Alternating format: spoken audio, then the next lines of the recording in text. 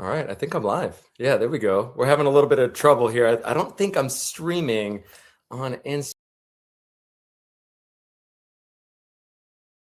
Doing this today for the first time without any help here, so bear with me. Let me see if I can get this Instagram thing going while Rob waits. And this is the first day I'm without Eric, guys. I'll get to that in a little bit.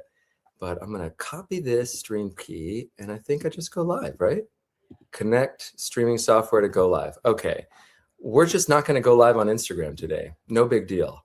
We'll just start here with Substack. And hey, everybody, thank you so much for joining the show. I'm Nick Valencia, host of Nick Valencia Live, and we have a big show today. We are back from Mexico City, back from our travels, and I guess I should start with the news here that I am a team of one, I guess two now. My wife is still involved. Eric Sandoval, the longtime executive producer, the person that's been with us sort of since the start of this all, he is moving on. And I am here rocking this solo. So if you see any hiccups today, or if you notice things moving a little differently, it's that. And I had this, I think it's the band Oasis, right? That line, every new beginning comes from another beginning's end, and that's kind of where we're at now here. So I wanted to start just with some latest details here. We have a big show lined up. We've got Rob Held, immigration attorney. You guys might be familiar with some of his stuff if you watched us on our platform.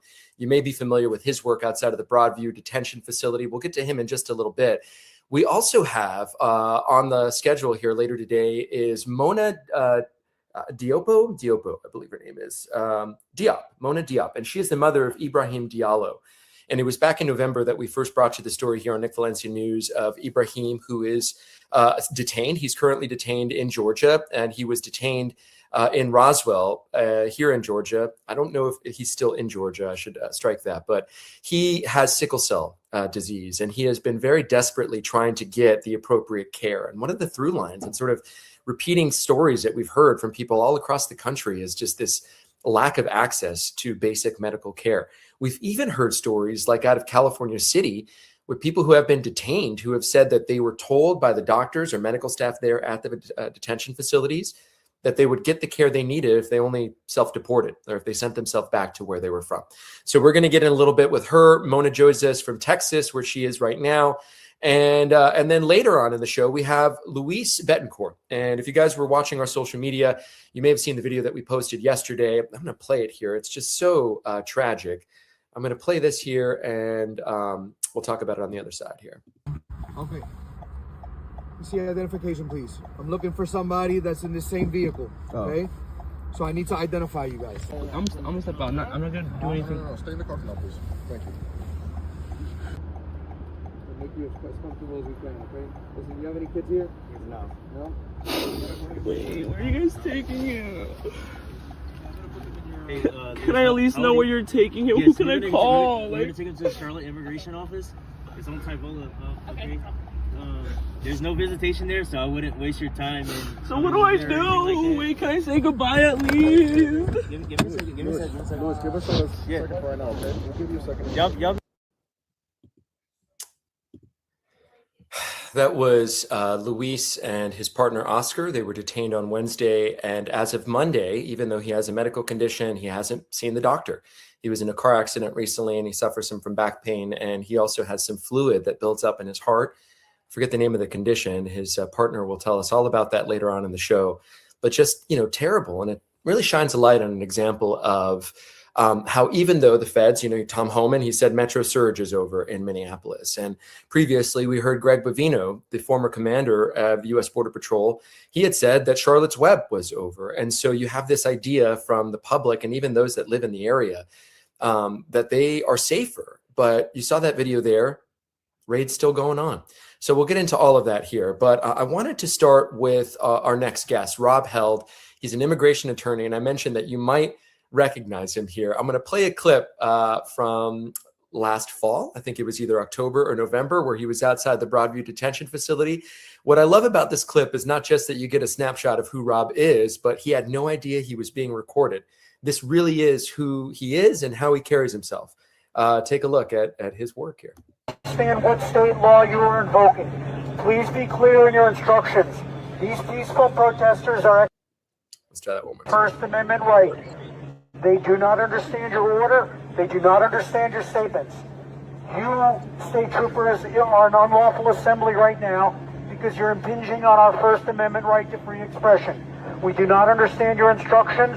You have weapons. We do not have weapons. You are invoking, you appear to be threatening violence.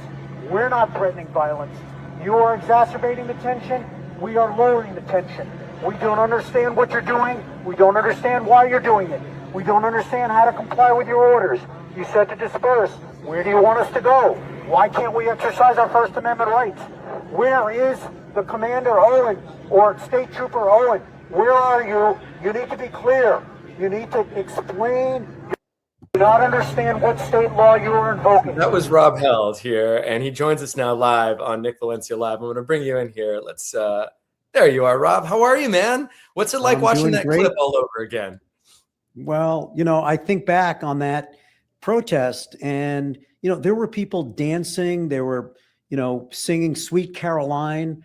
It was just a protest where the police literally were, as I said, exacerbating the tension. Yeah, I mean, they were ratcheting it up, and here you are, you go viral, you are now meeting the moment, and you're using your resources, your platform, really to be where you found yourself, right in the middle of this resistance movement. I don't want to speak for you or put in your own words, so tell me where you see your role now in this, now with this sort of newfound new media celebrity that you have. Well, I'm to be honest, I'm struggling every day. I'm upset, I'm depressed, I'm frustrated because I had this idea, and I'm not 19 years old, but I have this naivety, if you will, an optimism that we can turn the government around. And that's what I want to do. And I see that despite, this platform, so to speak, that I have as small as it is, or, ineffective as it is, I'm going to say, the government isn't turning around. I saw Kristi Noem this morning testifying before the Senate committee hearing. And, we may get to it, but Senator Durbin, the first Democrat to question her, raised up Camp East Montana. And so, I won't get too far ahead of us, but the short answer to your question is I have the same energy that I had back in September when, the Border Patrol came into the Chicago area, but I am less optimistic, if you will. And I think it's just going to take more people and bigger voices and a greater diligence and determination to turn the administration around. You talked about Camp East Montana, and I mean, we might as well get there here. I brought you on in part because of what happened over the weekend. And those who are watching, you might have recognized Rob from the trip that we went on to El Paso last weekend. It was a little over a week ago now. And tell us about what happened. You went back in and they told you that you're now banned because of us going inside. So no one, to be clear, has reached out to me yet. I haven't followed up, but I want to hear what they told you when you showed back up to the detention center. Right. So just to be perfectly factual, we were there roughly 9 days ago or so. And I went back, 3 days ago. And this immediate past weekend, went back to the facility. I am an attorney. I have a G-28 on file. That's the formal document that the government uses to know who represents which detainees. And went up to the facility and they told me that I was banned, that I couldn't come in. And after some phone calls and further explanations, I got to talk to the warden of Camp East Montana in El Paso, Texas, face to face. He came out and he said that you brought Nick Valencia into the facility and he is a journalist and you're both banned. I ultimately asked how long, and he said indefinitely. I mean, what was his tone? Was he upset? How did they present themselves to you? Businesslike. He was professional, but resolute. He definitely had, his six. Normally, there's 2 or 3 guards at the gate. By the time he came out, there were at least six guards, multiple vehicles. They're all armed. I'm not intimidated, but the fact is that he has, just like Gregory Bovino used to walk around with the armed federal agents. So he had that armament next to him, so to speak. And so he was just resolute. You are banned. You have to leave. and you brought a journalist in. I insisted, by the way, Nick, I insisted that I brought you in as an interpreter, and I acknowledge that you're also a journalist, but the fact is that my Spanish is insufficient to communicate effectively, and I brought you in order to interpret. And to speak for myself, I didn't ask any questions. I, just basically stuck to what you were asking your client and interpreting what she was telling you back. And so if they would have asked me, I would have been clear about who I was. I think at one point I thought perhaps like that they may have thought who I was and were maybe looking at our social media. If they did figure it out, they didn't really say anything, and they didn't say anything at all in the moment. So, and I'm also surprised it took them so long. I wasn't deceptive about who I was. I used my full name, my identification. I'm a public figure. I'm out there. And so what does this mean to you that they are banning journalists, they're banning attorneys from going into Camp East Montana? Well, Nick, let's cut to the chase. There may be viewers and listeners that don't know that there were 3 deaths at Camp East Montana in late December and through into January. 6 deaths. In Texas, there were 6 deaths. At Camp East Montana, there were 3 deaths, all in the span of 6 weeks. And one of them, the coroner or the local health authority ruled a homicide. Yeah. And again, just facts. The individual, whose name is Geraldo Lunas Campos, after he died, the government was silent for 7 days. They said nothing. After 7 days, they said that he was in medical distress. That was a lie, Nick, because the health authorities ruled it a homicide, not medical distress. And I'm going to be blunt. If you put your hands on another person and you choke that person, and it's not necessary to choke that person, then we call that murder. I can't think of what circumstances it is okay to choke a person unless you're fighting back for your life, right? I mean, the fact that there was signs of strangulation should appall us all, not just Democrats, not just progressives, but anyone who cares about human life, So, I mean, what's going on is that the government and the Department of Homeland Security and that facility in particular, but we can talk about other facilities too. I call them facilities. Some people call them concentration camps. They're the detention centers. They're where 70,000 immigrants are being held against their will. The truth is that they don't want transparency. They're avoiding accountability and any effort to expose what's going on there, such as the report that you made, 9 days ago or so, is something that they're trying to suppress. Let's be blunt. Let's be blunt. And the fact is that it takes a long time, if at all, for any of these requests to be granted by ICE. We have been doing a report on the private prison infrastructure, and I reached out way back when to the Wynn Correctional Center in Wynn Parish, Louisiana. And it operates much like corporate America does, where you send in a request and the upper management denies it and the middle management carries out the order. And there's this disconnect between the request and the person at the top. ICE doesn't allow journalists to go in. And if they do, these places are sanitized and they're cleaned up. No one is, I think, with any sort of logic or rational thinking, no one should believe that they're being treated properly inside. Just this idea that they are being denied medication on the basic level flies in the face of the constitutional rights that they have there. Are they beating these inmates? I don't know. They won't let us in. I doubt they are, but the fact is they won't let us in to see. And so when I get the opportunity to go in as an interpreter, as a translator, I'm going to take that opportunity, and now after the fact, here they are saying, you can't go in, you can't have contact with your client. Can they do that? Is that possible? Well, like everything else the government is doing, they have the position, they have the guns, they have, the ability. For example, at Camp East Montana, I mean, I don't have a gun. I don't have any independent authority to say you're wrong.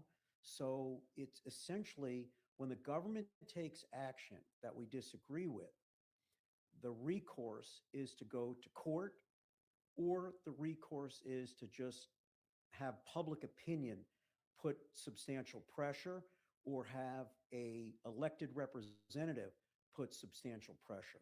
Yeah. But, we can talk about what works and what doesn't work. There are hundreds and hundreds of lawsuits pending around the country. And people have asked me, have said, why don't you go to court and turn that around? And, maybe that is one answer. I'm hoping that they just recognize that they can't prevent an attorney from seeing their client. But can I just echo what you said about what's going on in some of these detention centers? In Broadview, there were allegations of inhumane treatment, and they were credible, substantiated, firsthand allegations. In fact, in the lawsuit I'm talking about, with respect to Broadview, Illinois, I had provided an affidavit in support. Again, not to go down a rabbit hole, but I had been detained by Border Patrol back in late September. Yeah. That lawsuit, but my point is that lawsuit proceeded, and the judge issued a temporary restraining order because the conditions for the detainees were inhumane. But eventually, a judge went to visit Broadview, the facility outside of Chicago, and just before she got there, they took everybody out. So is that transparency? No. And I spoke to, in person, one of the individuals who was in the facility with the judge, and he said it smelled like bleach. Yeah. I think he said there were 2 detainees present. There had been hundreds in a small facility, and he said it smelled like bleach. So that says it all. That's the MO of this administration. I talked to you, when we were together in El Paso, that I had been in to the Border Patrol facilities where, the families that were separated, that were impacted by family separation 1.0. And I remember going in, and it smelled exactly like Clorox bleach. This may be getting so into the weeds, but it's a personal anecdote. I lived in Spain, in Bilbao, and every morning the morning sort of sanitation workers would clean off the streets, and they would bleach them and then scrub them down. And, senses are tied to memories. And that's the memory that I had going in, is like the sanitation workers in Spain bleaching the streets, because that's exactly what, and I forget what Border Patrol station I was in, but it was, where the kids in cages were, and they were kenneled in. And there weren't the high capacity or high velocity number of migrants that we were told were inside, which were in the hundreds. I mean, they were being packed in there like sardines. And so you think, Representative Veronica Escobar, how many times has she been denied going in there? And now they're just flat out banning people. I mean, I need to follow up. I wanted to have this conversation. KFOX had reached out to me. They're the local station in El Paso to, get my take on it.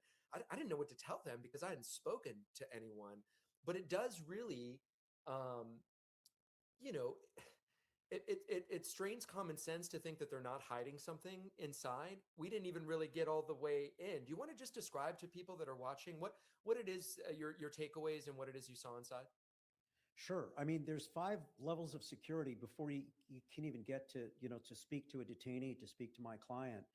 Mm-hmm. A quarter mile away, a mile away, they have electronic monitoring equipment where they apparently are able to electronically monitor my phone. And then a quarter mile away, there's a guard post. And then you go through where your credentials are examined, brought to a metal detector, and then 2 more guards. And finally, you get to a conference area. The conference area is not the living area. It's not where they, can eat and sleep and shower and so forth. It's literally just a conference area that's separate and apart from the main portion of the facility. Mm-hmm. Mm-hmm. And then the attorneys that go in there with their translators or interpreters, they're allowed to physically see their clients. And then there's a separate area that family and family friends are sort of positioned in. You've been in there how many times at this point? Yeah, I've been, 5 times, and the 6th time I was denied entry. But you make a good point. My client indicated that, when you came with me, that you and I were the only people that she has seen in perhaps 4.5 months or so, other than a guard and fellow detainees. So that contact with the outside world and that physical contact, because I was able to hug her, is something that on a human level is just so important. And in some of the debates that you hear and people talking about the worst of the worst and the theoretical debates that people have, what we lose is the humanity, the physical touching that, she was able to experience. by us being able to hug, it's important. That goes a long way, human connection, you know, just being able to like physically, I don't know, embrace, have something, you know. I think about like my kids, right? I mean, all they need is some warmth and love and attention, cariño, you know, and like to just be denied that. I mean, that to think about what that does to one's psychology. I know what that does, you know. I mean, it cuts you off from the human world. It makes you think that you're not human. You start internalizing all of that stuff, man. You know, I mean, I if I think about it long enough, I think I'd get teary-eyed. What do you do now with your client, Rob? Like, what can you talk to her? Do you have to communicate with another attorney? What happens next? Well, you know, I'm the third attorney. You know, I don't actually practice immigration law. I'm an advocate. I'm an attorney. I practice in an unrelated area of the law, but there are two other attorneys that represent her. So, and I've been in touch, you know, in person with her daughter. You know, she's got a family, but you know, I want to come back to this human element. Yeah. And that, you know, people talk about numbers. Oh, there's 70,000 people being detained, and you know, 70% of those 70,000 have never committed a crime. But turning that around, every single individual has family. They have children, sometimes minor children. Some cases they have special needs children. They have siblings and parents and cousins, and you know, these families are being torn apart. And what is missing sometimes, and you know, we need to debate policy and you know what Congress is going to do. And you mentioned Representative Escobar, who's down in Texas and doing a phenomenal job. And she called for the closure of Camp East Montana, by the way. But to the main theme here is that we can't lose sight of they're real people, they're real families, and they're being torn apart. And the effect, the stain, you know, on our country and the effect on the psyche of this generation is something that we won't know about for years and years. Yeah, it ripples across, you know. I mean, you're not Latino, you're somebody who is an ally, would be considered an ally, and it's impacting you. You know, you're talking about what you see and what you hear and all those challenges that you face out there, literally coming face to face with fascism. Why do you do what you do? What inspires you? Well, I've always just really emotionally reacted to injustice in whatever form that takes. It motivated me to go to law school, and maybe it's, you know, a motivation for my very persona.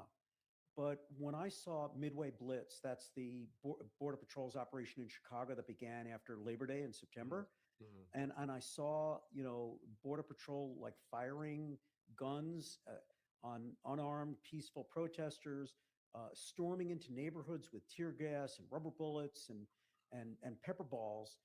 It just like stirred something inside me where I have to stand up. I have to do something, because there are many immigrants and citizens alike that maybe their voice is not as powerful. Maybe they're not articulate. Maybe they, you know, don't want to take the risk, if you will, of standing up to this administration. So I feel like it's a calling right now. It just tears at my conscience every single day. And I want to do more than what I'm doing. What are the risks? Well, my family has advised me not to articulate the risks because they feel like it's telegraphing to the administration how they can retaliate. So it's like it used to be like being out there in the public eye would save you, but it's almost like, I mean, I think of Don Lemon, you know, I mean, I think of they went after him because they knew it was going to make a splash, in part.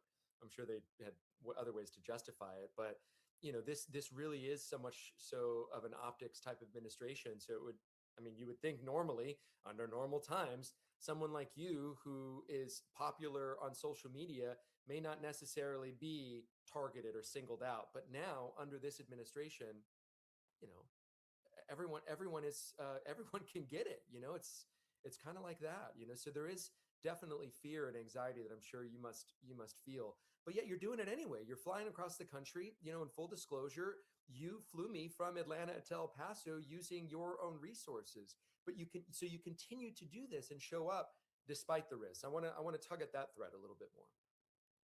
Well, you know, in terms of the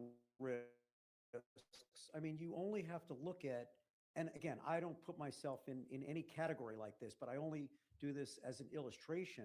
The former director of the FBI was arrested. He was targeted. He had an IRS audit. I mean, I'm talking about Comey. Yeah. And so you recall that someone with that kind of power and, you know, authority as a former director of the FBI was subjected to the, you know, an IRS audit. I think he a refund after the audit, like the audit didn't generate any money for the Treasury. And it was the ridiculous charges that were brought against him that ultimately I think a judge dismissed. So you have that kind of retaliation. And again, I'm not anywhere in that kind of a category, and I don't mean to make an analogy in that way, but just to say that the power of the administration, the power of the Department of Justice, look, they went after Georgia Fort. You know, we think about Don Lemon. Well, she's an attorney.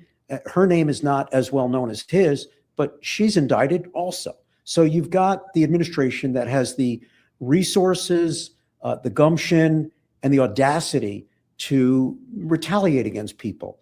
Look, I don't really want to spend a whole lot of time on that because the fact is that we all have our own risk tolerance. And it's, in my view, everybody should do what they're comfortable with. Yeah. I'm comfortable with a bullhorn and standing up to anybody. I don't care if they have guns. You know, I'm comfortable in that setting. That's my environment. I live, you know, for that confrontation, so to speak.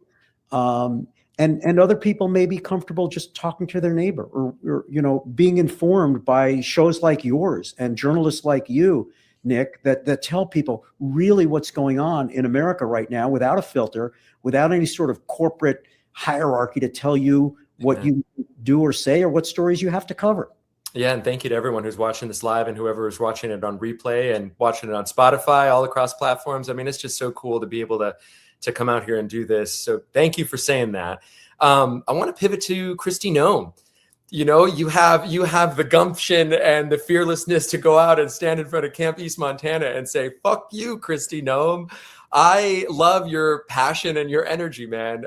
She's testifying in front of lawmakers today. You talked about watching her and her testimony. You talked about Dick Durbin. I was surprised at Senator Kennedy going after her and saying, hey, you mislabeled Alex Priddy and Renee Good as domestic terrorists. What were some of your takeaways from watching? Because I know you have some feelings about our Department of Homeland Security sector. Yeah, so I still have a law practice, and I only got to watch a few minutes of Kristi Noem, but even from a few minutes of, you know, getting to see my senator in Illinois, you know, question her and raise up Camp East Montana and mention Geraldo Lunas Campos, the individual that died by homicide at Camp East Montana just a month ago, you know, on national television and to Kristi Noem's face was really gratifying. Her responses, I mean, we don't have to dignify what she's doing. She's a puppet for the administration. She's unqualified to be in the position she's in. It's shameful that we have the kind of people being appointed to the roles that they're playing in this administration. And I'm just hopeful that everybody comes out to vote in the fall because, you know, you asked about things that can be done now. I mean, there are many people who will show up at a protest, and those numbers matter. And I think the more people that can show up, the more people that can speak out, the more people that can stand up, contact their representatives, talk to their neighbors, pay attention to independent journalists like yourself, just that rising up, that resistance that we're seeing is, you know, actually does, you know, give me strength despite my overall depression, so to speak, about the state of where we are right now. For struggling with that, you do a great job at lifting up others around you, Rob. I want to give you the floor now for anything that you haven't been asked, anything that you want to talk about, anything you wish I would have asked you. The time is yours now. Well, you know, you're very kind and you're very generous in your description of me. I'm just one person. And sure, I've got, you know, a little bit of a following on social media. And I've got, you know, sort of the motivation, if you will, to speak up and to stand up. But there's protests all across the country. There are detention centers everywhere. I mean, Texas is the largest with, I think they have over 20 different detention centers. There's 3,000 people alone in Camp East Montana. I hope that if nothing else, what people can come away from is that, you know, somewhere inside of us, we all have a conscience. We all have a line. And yes, you can say the government is trying to deport the worst of the worst. I can acknowledge that there are some very bad people, Tren de Aragua members and so forth, that have committed horrific crimes and that need to be arrested and given due process and either, you know, put in prison or deported one way or the other.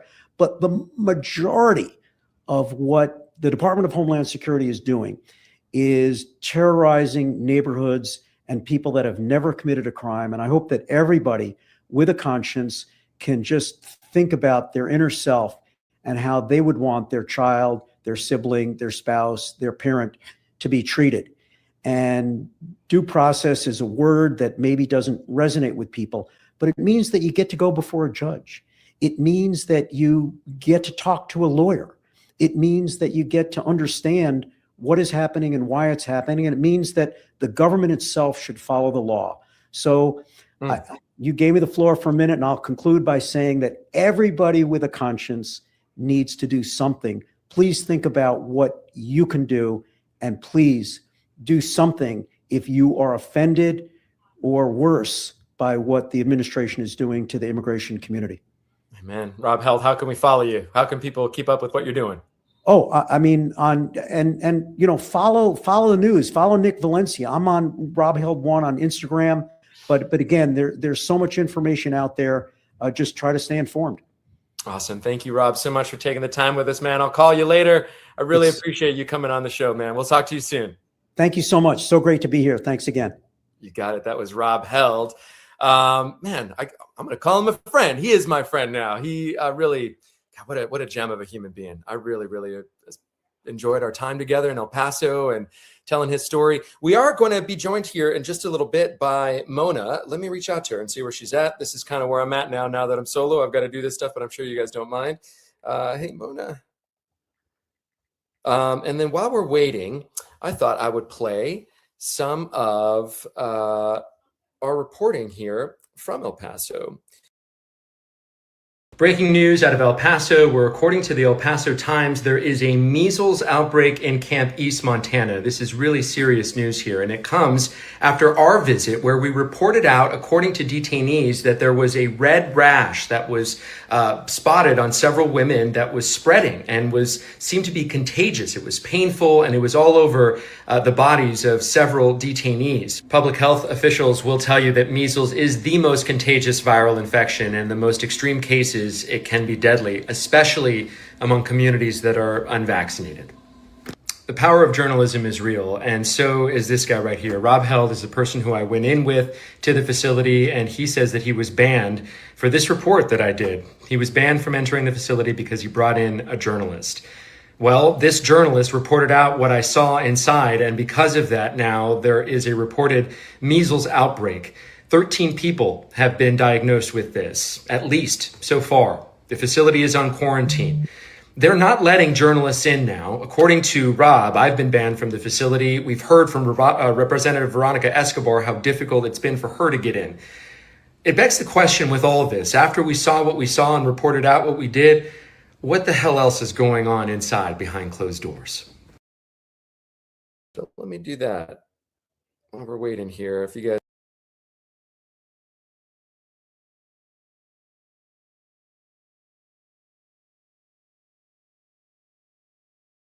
after he found out that he was banned. Rob was just on a short time ago, and he is very animated, man. He is a personality. Check out his report after he found out that he was banned from Camp East Montana.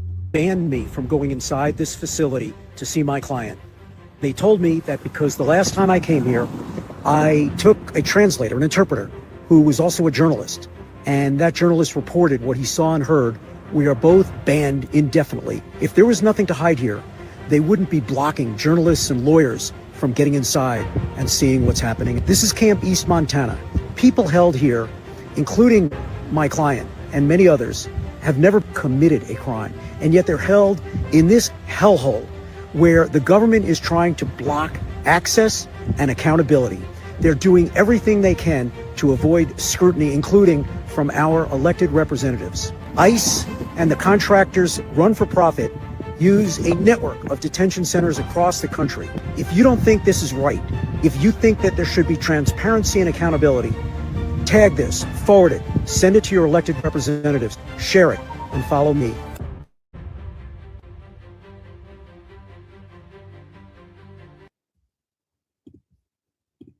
All right, and let me show you the report that I did that was the report in question, which they were so furious about here. Let me pull that up for you guys. And if you guys are just tuning in and catching up, Rob Held, he was the immigration attorney that invited us with him into Camp East Montana to act as a translator, an interpreter for his conversation with his client. We did no reporting there on our own. We simply relayed the questions and answers between an attorney and their client. And then after I came out, I talked about what I saw. This is that report that I posted on social media.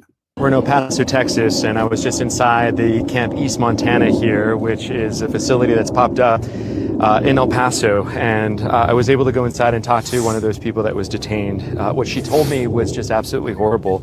They have rashes all over their bodies, including their genitals, and they're not quite sure why. Multiple people have them in there. Several of the women in her quarters have them all over their skin, from their feet, all over their bodies, including their genitals. And she's worried about getting it herself. She's worried about it being contagious. It's spreading inside.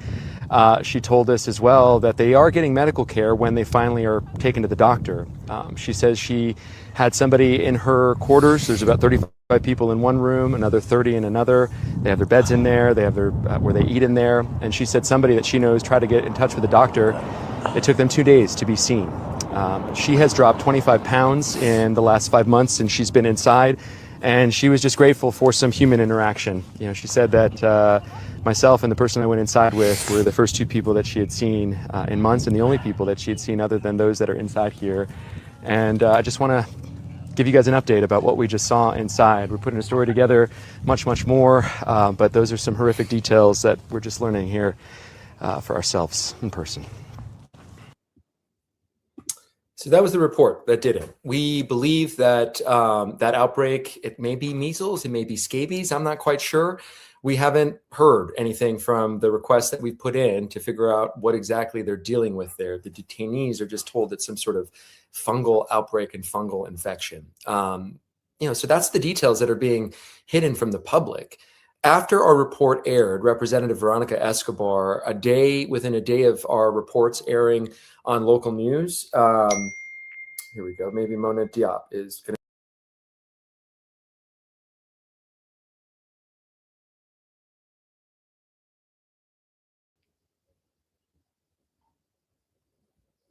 All right, brother, I'm coming to you next. Here we go. All right. Can you hear me? Yes, I can. Luis, okay, great. Luis, thank you so much, man, for taking the time. And let me turn those comments off and see if I can do it this way. Okay. Thank you very much for joining us early. And we have Mona. She also just joined. She'll come in right afterwards. But Luis, if you could just start by telling me what happened and what you know about the whereabouts of where Oscar is right now, and if he's seen a doctor yet. Yeah, so I guess I can start from the beginning. First of all, my name is Luis. Thank you for everybody who's out there watching and who has been supporting. It really does mean a lot, especially to you, Nick, that you reached out to me personally and have been showing your support. But basically, how it played out is me and my now fiance were on our way to work, and it was an atypical morning. No thoughts in our mind that ICE was going to stop us or anything. But maybe like 4 or 5 minutes down the road, while we were in the highway, we saw what appeared to be cop car lights just flashing over the view. In the moment, we didn't really think about it because as anybody else would do, you would pull over when you see blue lights, assuming that you're getting pulled over by a cop.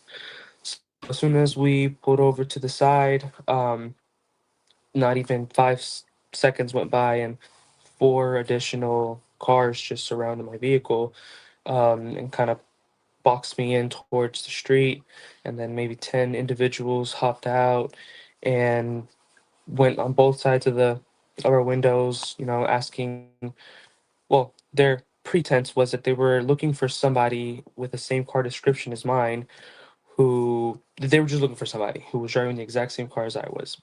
And at the time, Oscar was the one who was driving. So, you know, I provided my ID, which I had only a picture of on my phone. So, you know, I'm showing the officer next to me, this is my ID. They're questioning Oscar, you know, asking him his legal status, where he's from, like stuff like that, you know.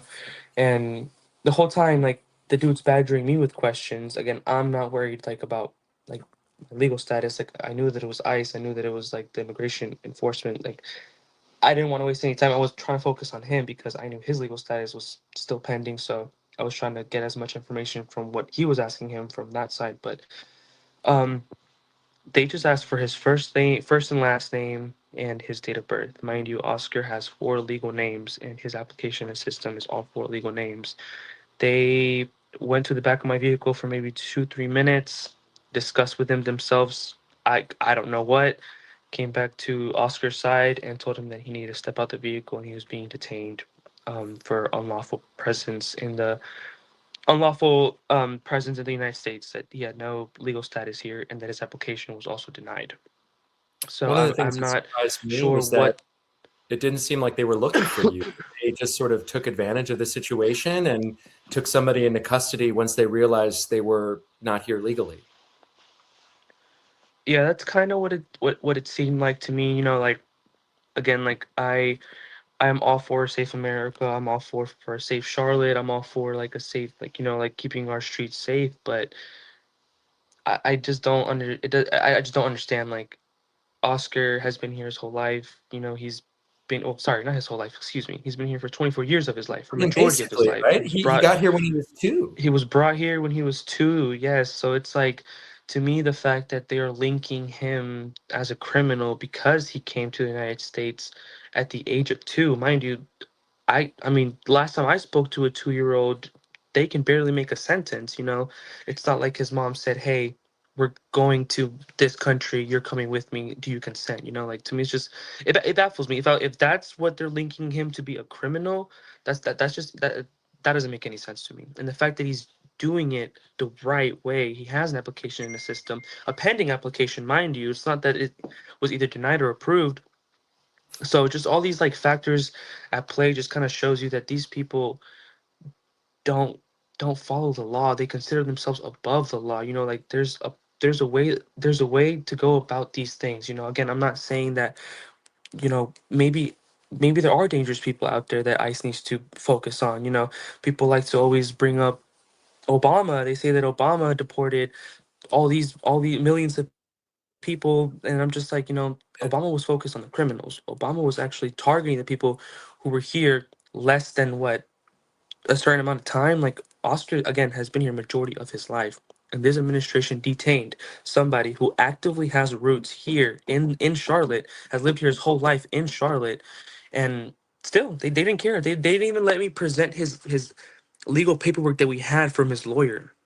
I went to the ICE office in Tyvola to physically come up with like the paperwork that I had from his lawyer saying like, hey, this person has an application in the system. Like there's no reason for him to be detained. They didn't even let me give him that. Within 24 hours, Oscar was already in Atlanta. In no, sorry, not Atlanta, in Stewart's facility in Georgia.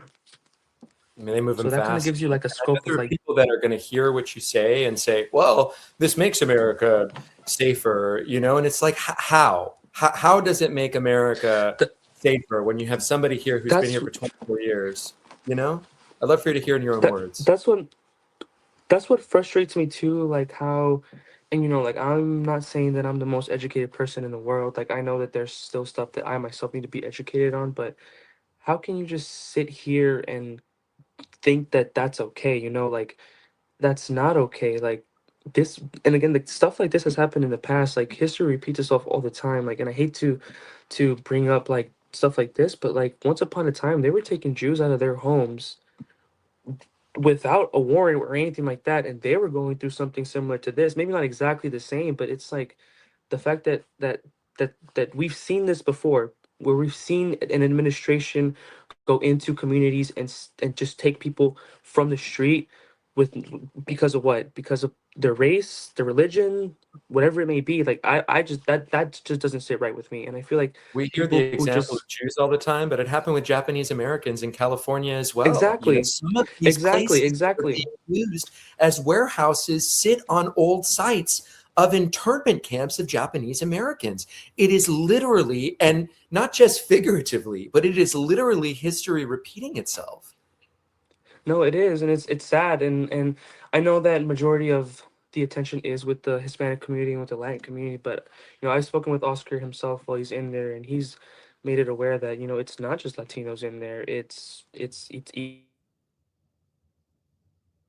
a lot of Africans, it's people from all sorts of places around the world. It's not just Latinos. I mean, yes, this administration is solely well, what seems to be targeting Hispanics is their a majority target, but it's not just them. It's everybody. Here a little bit because the co-worker's going to be coming here to pick up Please stuff. just say bye, please, just in case. I don't know Yeah, what's he's going he's hearing you. on. Say something right there. He's hearing you. No, All right, that's it, man. that's not right, bruh. Y'all wrong for that shit, bruh. ID with you. No, I didn't bring my ID with me. Okay. How about passenger here? I have my ID, yeah. Okay. See identification, please. I'm looking for somebody that's in the same vehicle. Okay.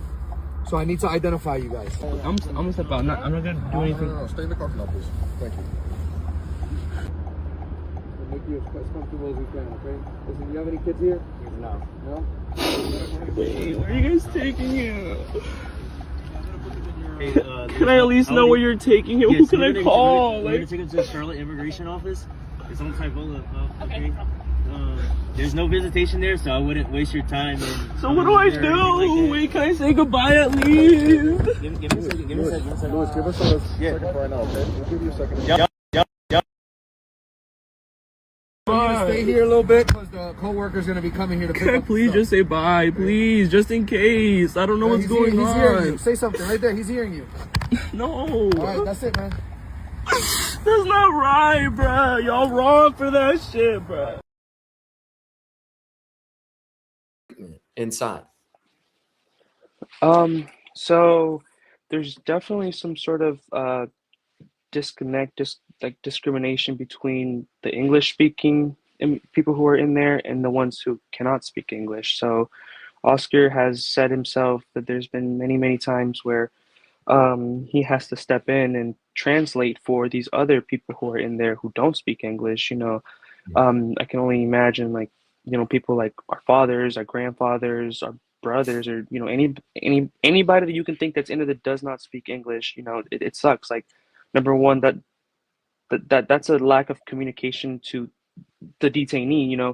How can they know what you're saying if you're not explaining to them what they're saying? And it comes down to stuff like medication. Like Oscar says that in the water that they drink, they put some sort of medication. He doesn't want to say, he thinks it might be like an antidepressant or something like that.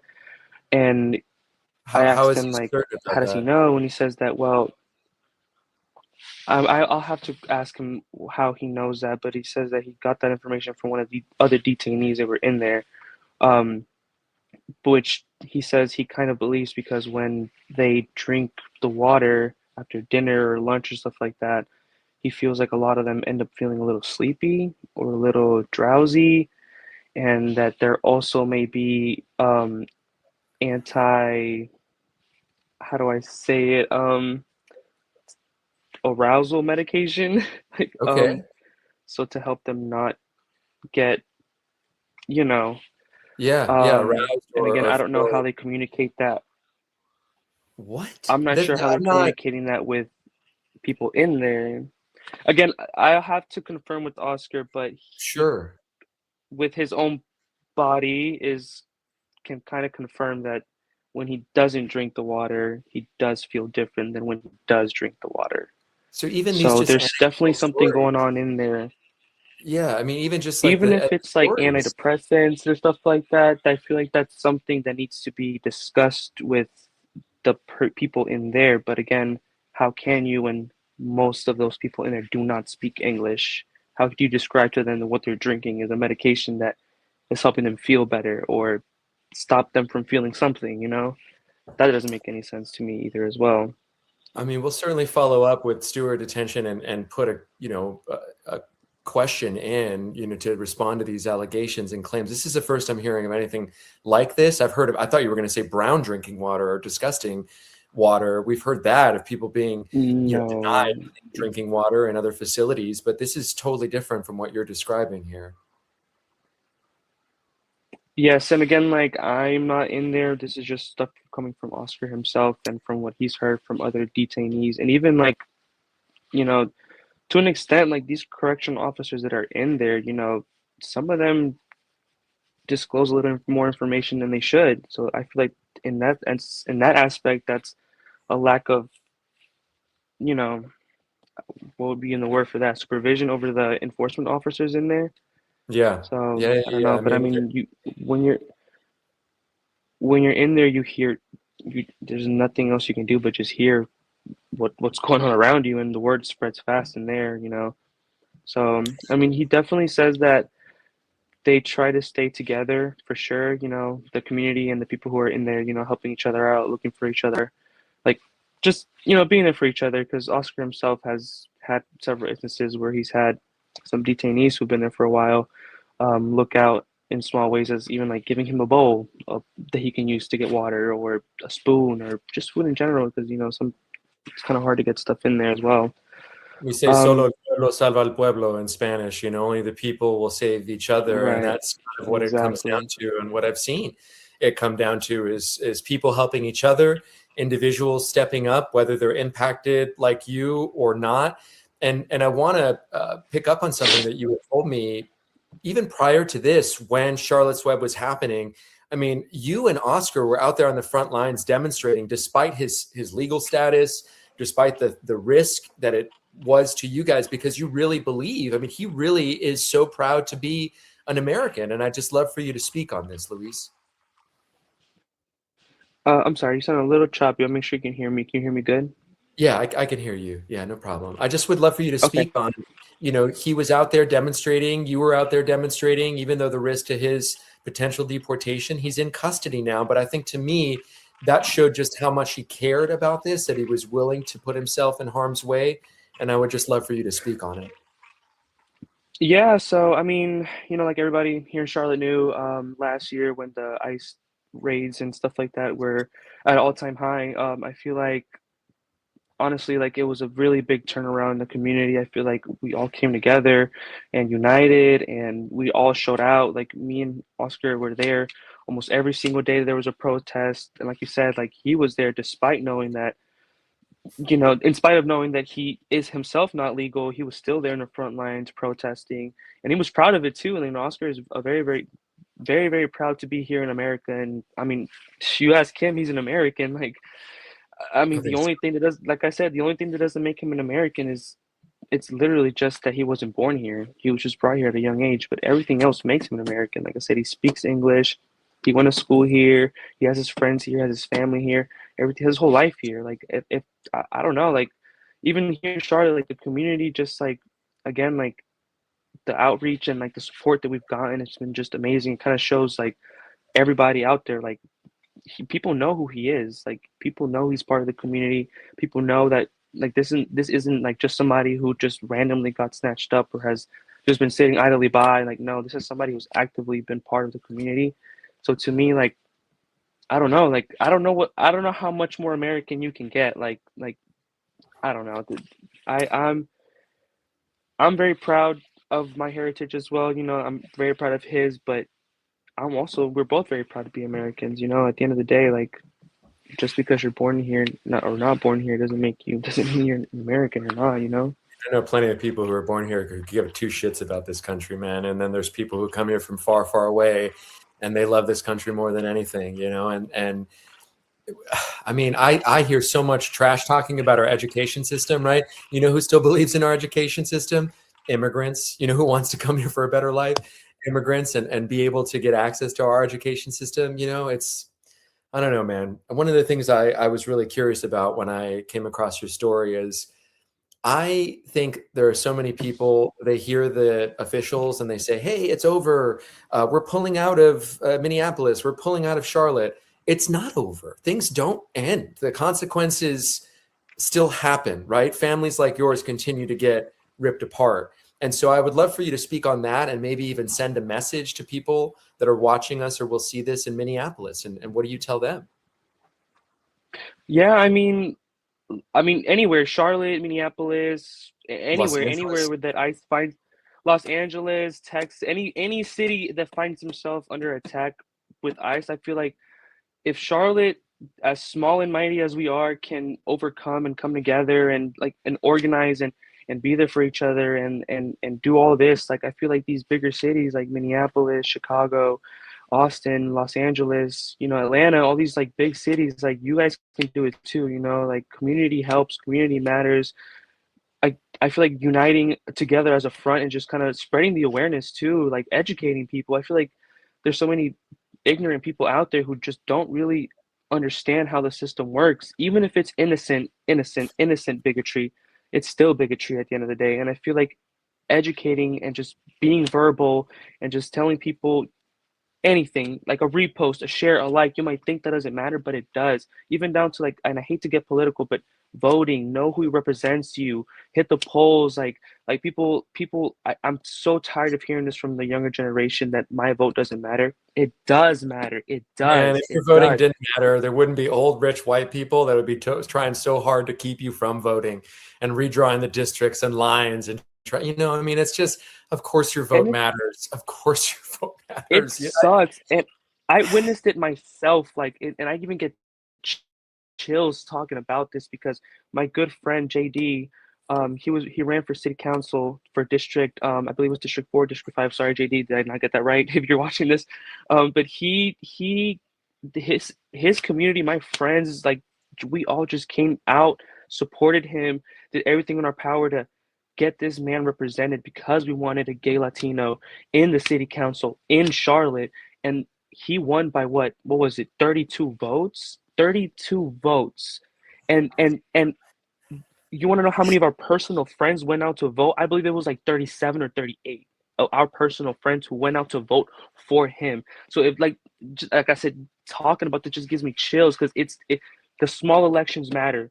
The city council, the sheriff, the senator, like small stuff like this the small battles are what leads to the bigger ones. So when people I'm so say glad like you said that. that, There's a new mayor of Roswell like right now. oh like Less than 800 I votes. And he's a young guy, Mm-hmm. young black mayor of Roswell. And that's how it happens. That's how the differences are made at the local level. Yes, they are. So just like again, like community. Like I cannot express that enough.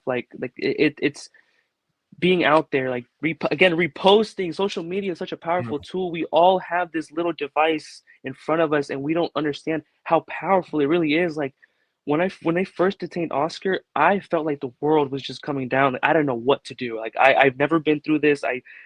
You hear stories and you just assume the worst, but like I refuse to just sit around and just not do something. I have this powerful tool. I can reach people. I can use whatever platform I may have, as small as it is, and communicate, put it out there, and to the people too. Like what I want to tell the people with the GoFundMe and stuff like that. And if you're scared to like repost or share or even make one, don't.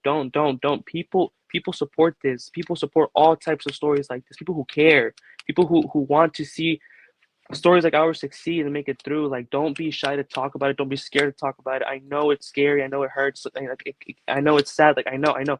But the fight that we put out here for our families and friends, and even the community, is what matters for them in there.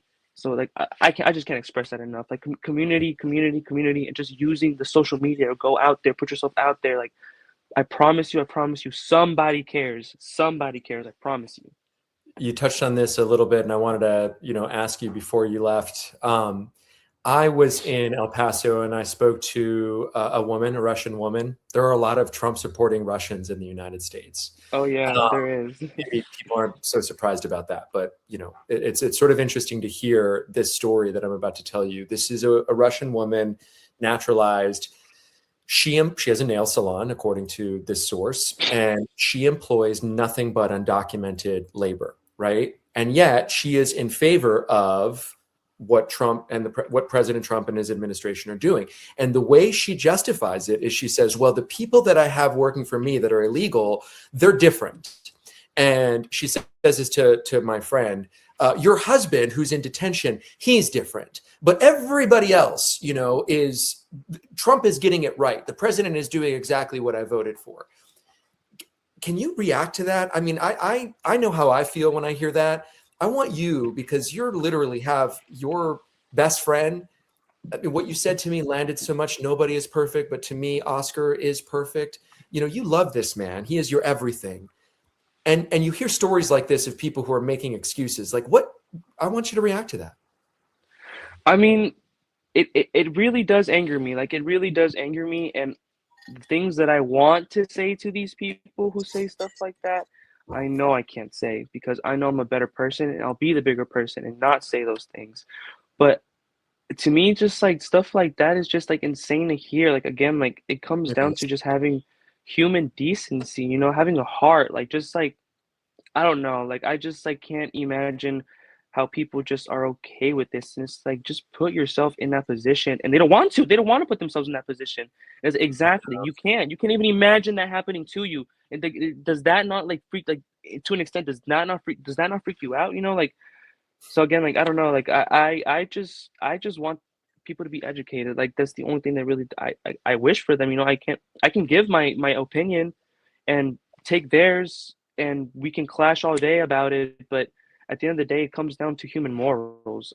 And if I don't care that you're a Republican, I don't care that you voted for Trump. That's your vote. That's your God-given right. That's your right as an American to vote for who you want to vote for. That's fine. But when it comes to a point that you start spreading bigotry and hate in a country that's made by immigrants, ran by immigrants, and you're probably your parents are probably immigrants. Like, that, to me, that's insane. You know, that's insane. That's insane. But hey, to each their own. You know, everybody is entitled to their own opinion. I just hope and pray and wish that you get educated on it and actually know what you're talking about, not just because you heard it from TikTok, because you heard it from Instagram, because Trump said it, because CNN said it. Fine. If you want to take all these different outsources, cool, but do your own research. You know, put yourself, like, do your own research. Again, we have this device, this powerful tool that you can get on and look this stuff up yourself instead of hearing it from Sally or Bob, who's trying to make a TikTok video because they're mad about the current situation in America.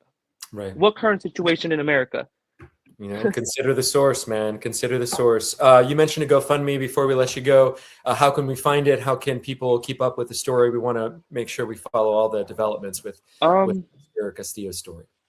Yes. I mean, I'm very active I'm trying to be very active on Instagram now. For Oscar Story. I mean, not only for Oscar Story. Like, I feel like, you know, I've always been to an extent open about everything that's going on in the community, but when it happens to you personally and you get the opportunity to speak on it on platforms and actually speak for the ones who can't, I want to use that platform and use this opportunity to, like, speak up for my community, not just for Oscar, for everybody who's going through this.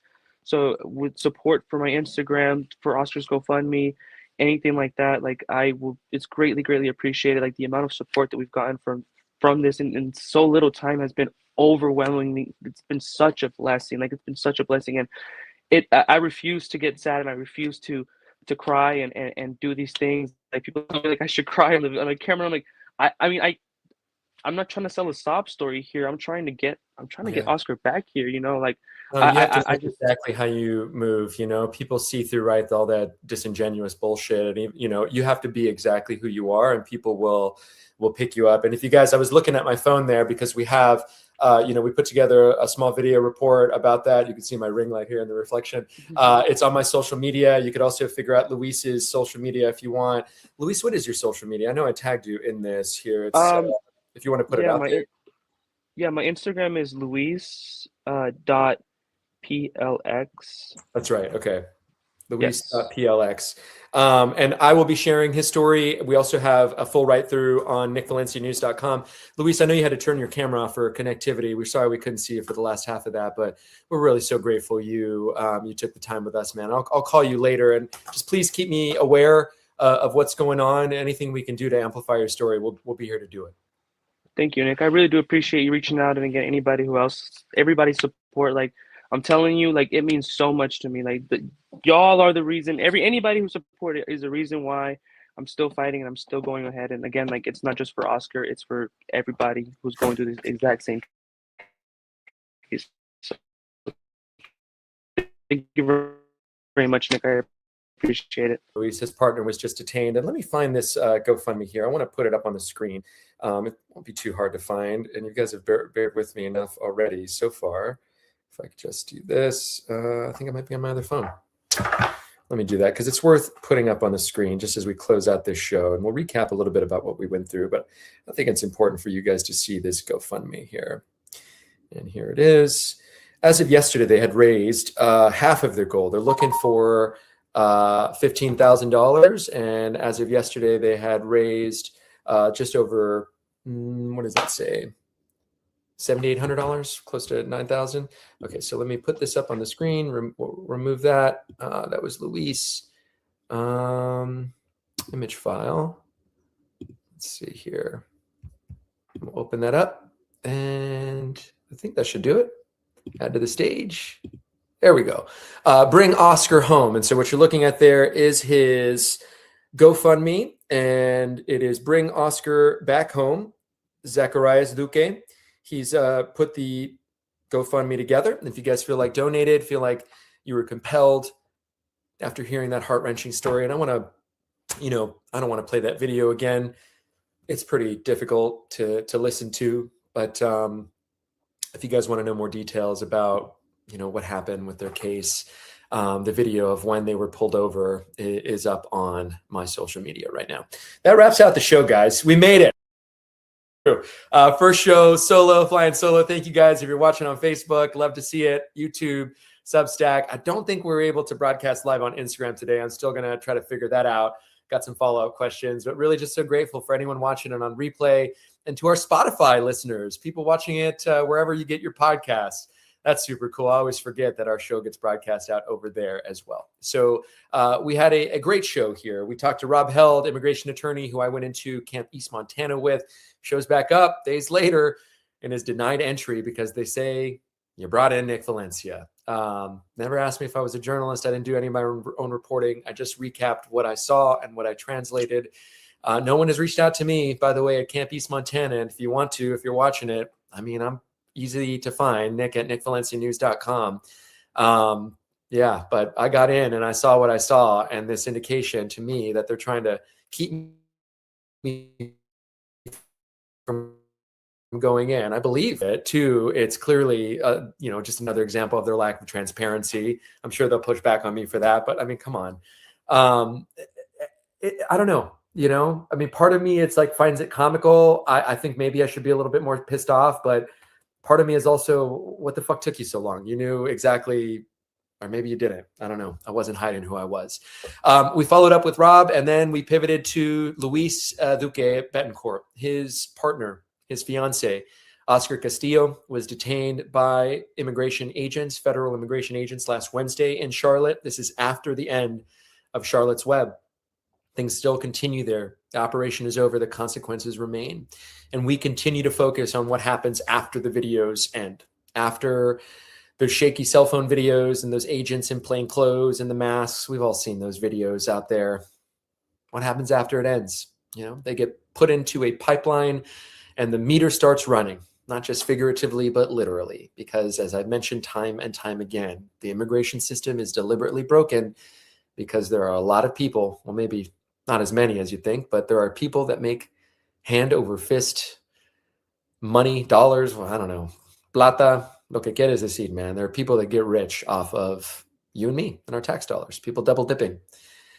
Just in the same years you were told there wasn't enough money for the schools or to build a new part of the school, or not enough money for the city budget. There's always enough money to fill another bed. Think about that. Thanks for watching, guys. Thank you so much for sticking around and sticking through our technical stuff.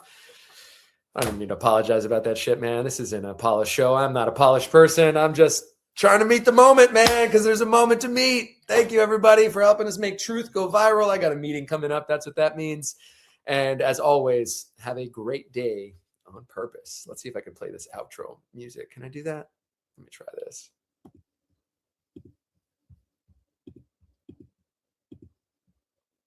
How do I do this? I don't know. I want to try though. Stay with me. Okay.